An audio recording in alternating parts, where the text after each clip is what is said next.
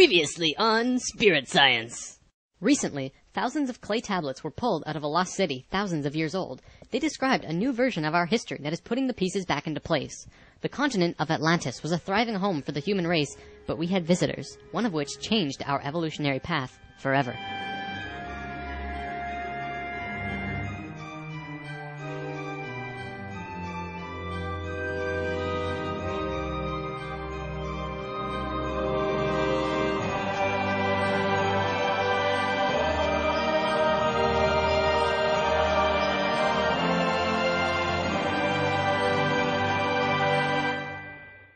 Something I should have mentioned last time, Thoth's father, Thome, was one of the Nacals who set up Atlantis on the island of Udal. That island, the top of the Tree of Life, was the brain of Atlantis, and on it was a small city called Poseidon. This city is what Plato was discussing when he said that Poseidon bore 10 children, the 10 circles on the Tree of Life. Poseidon was made of 3 rings painted in black, red, and white stones, and it was the symbol for Atlantis. The inner circle represented the Nacals. The middle circle were the priesthood, called the Maya, and the outer circle represented the regular people of Atlantis. We'll come back to this down the road. There were only a few thousand Martians who came to Earth through the synthetic Merkaba. The first thing they did when they arrived in Atlantis was try to take over the continent. They tried to declare war and invade. However, they were vulnerable due to their small numbers, compared to the millions of Atlanteans, and we finally subdued them. We were able to stop them from conquering us, but we could not send them back. When this happened on our evolutionary path, we now had the planetary consciousness of a 14-year-old girl. The Martians were an incredibly male species, and also very old, so what you had was a 14-year-old girl being taken over by a 60 or 70-year-old man. We had no choice in the matter. The Martians just stepped in and said, like it or not, we're here. They didn't care what we thought or felt about it. Really, it was no different from what the settlers of North America did to the Native Americans. Once the initial conflict was over, it was agreed that the Martians would try and understand this female thing they lacked, this emotional feeling which they had none of at all. Things more or less settled for a while, but the Martians slowly began to implement their left-brain technologies, which the Atlanteans knew nothing about. One after the other, the Martians kept putting out these left-brain inventions, until the Atlanteans slowly began to see things through their left brain. We slowly began to become a male species. The Martians gained control, bit by bit, until eventually they had all of the power, as was their intention. The animosity between Atlanteans and the Martians never subsided, not even till the end of Atlantis. They hated each other. The Atlanteans were shoved down and treated like inferiors. It was like a marriage that the female component didn't like, but the male component didn't really care if she liked it or not. It remained this way for a very long time, until about 26,000 years ago, when the next phase slowly began.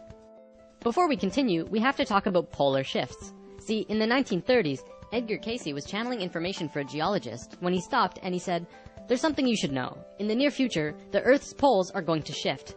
Cayce was a brilliant man with a very strong connection to higher dimensions, where he communicated with other beings for the human race. Ultimately, it was because of his channelings that the belief system called New Age was created. This is again just putting what he was doing into boxes of understanding, because no one else understood what he was doing at that time. Nevertheless, when Cayce talked, people listened. Geologists began exploring the possibility of a polar shift, and they found something remarkable. A string of major pieces of evidence came forth and lent tremendous weight to what Cayce was saying, and they have now changed the world's view on the subject. Scientists believed that if there was going to be a physical pole shift, there would also be a change in the magnetic poles. Through studying lava beds, geologists were able to see where the planetary magnetics were when the lava beds hardened at certain depths. They found that the earlier magnetic poles were not where they were now, but in Hawaii. The last shift that took place was 13,000 years ago, and we will get there in the story soon.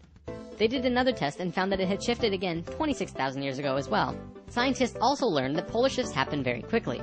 In a single day, the magnetics would do a complete flip, or turn 90 degrees. There's that number again. And within 24 hours, the sun would be rising differently than it did the previous day. This shift has happened hundreds of times over the last 100 million years on Earth, but it's speeding up now and happening faster and faster. Now only 13,000 years between each shift. A whole new viewpoint is beginning to be understood. From space, would this not appear as a pulse?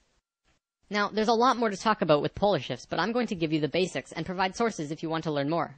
A scientist named Charles Hapgood was studying this at great detail because the leading theory behind what caused polar shifts was still underdeveloped at the time. He came up with a theory that demonstrated to be possible through various experiments. Through these experiments, they learned that the surface of the Earth, the crust, could slip over the main mass of the Earth, which continues its rotation as if nothing happened.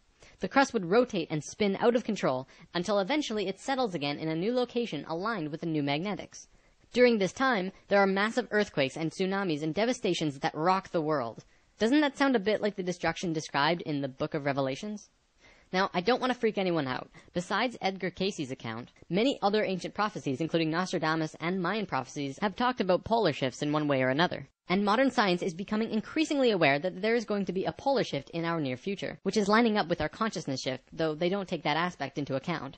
It's funny actually. A while back, Nova did 2 reports on polar shifts, and both times NASA shut them down. Then recently, Nova released a new video, which I showed you a little bit of last time, called Earth's Magnetic Storm. That video shows all of the evidence for pole shifts without actually using the words pole shift. It's almost as if a specific company doesn't want us knowing about this and the evidence that's been brought forth.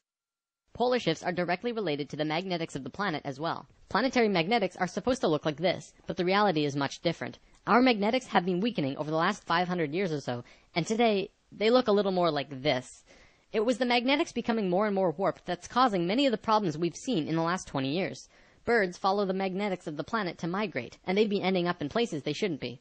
Whales were continually beaching themselves in the 90s because they followed these magnetics, which led them to land where there should have been water. As for humans, you know how on the night of the full moon there are more rapes, murders, and violent crimes than any other night of the lunar cycle? Well, the moon affects the magnetics of the Earth, slightly. But the magnetics are so warped right now, it's affecting how we think and act as a planet. Our collapse of social structure is related to the geomagnetics of the Earth. Or perhaps it's the other way around. There's one other thing that we need to discuss about polar shifts. They always line up with a consciousness shift. They are interrelated. Thoth lived on Atlantis for a very long time, and he told us that he saw the Earth shift 5 times, watching the sun rise in the east, and then the west, then the east, then the west. This is how to explain why during a consciousness shift at the end of Lemuria, it sank beneath the oceans and Atlantis rose. If the crust was spinning randomly around the planet, many geological events such as continents rising and falling would take place. Now that we have an understanding of polar shifts, we can continue with this drama on Atlantis. 26,000 years ago, we were exactly where we were today on the precession of the equinox. We had gone through our falling asleep phase, and we were about to begin waking up. It was at this point that there was a small consciousness shift. We actually went down in consciousness, not up. A piece of Atlantis about the size of Rhode Island sank into the ocean. This caused a tremendous amount of fear within the Atlanteans, because they thought they were going to lose the whole continent, like what happened with Lemuria. Because of the consciousness shift, one of the bigger things they lost was their connection to the future. They couldn't foresee big events such as the potential sinking of their home. After about 200 years, this fear began to subside. Now, in both the Bible and the Sumerian records, the accounts of Adam, Eve, and all of their children were recorded to have exceptionally long lifespans, like 900 years or so. So 200 years for us back then is like 20 years for us today. We'll explain how we got there soon. Things kinda settled for a while, and then between 13,000 and 16,000 years ago, a comet approached the Earth. Because we were living at a high consciousness across all dimensions, the Atlanteans became aware of it before it hit. A great conflict occurred in Atlantis. The Martians, who were in the minority even though they were in control, wanted to blow it out of the sky with their laser technology. However, the Nacals had learned of the comet's true nature, and the Atlanteans protested. They said that the comet was in divine order. They had to allow it to take place naturally. Let it hit the Earth. That's what's supposed to happen. The Martians fought the Atlanteans, but in the end they gave in. The Martians agreed to let it hit the Earth. When the time arrived, it came screaming into the atmosphere, plunging into the Atlantic Ocean just off to the western shores of Atlantis, near where Charleston, South Carolina is now, only that was at the bottom of the ocean at the time.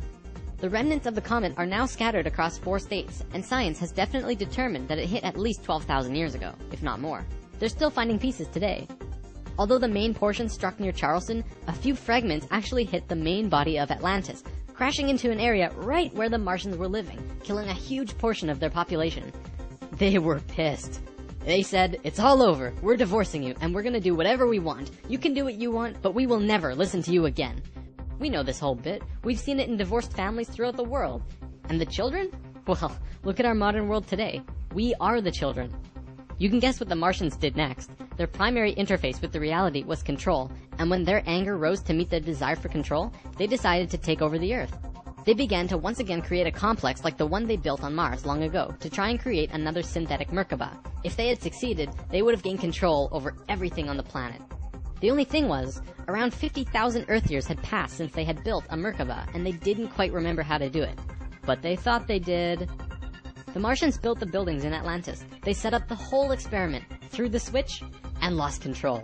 The destruction was immense. In this reality, you can hardly make a greater error than to create an out-of-control Merkaba.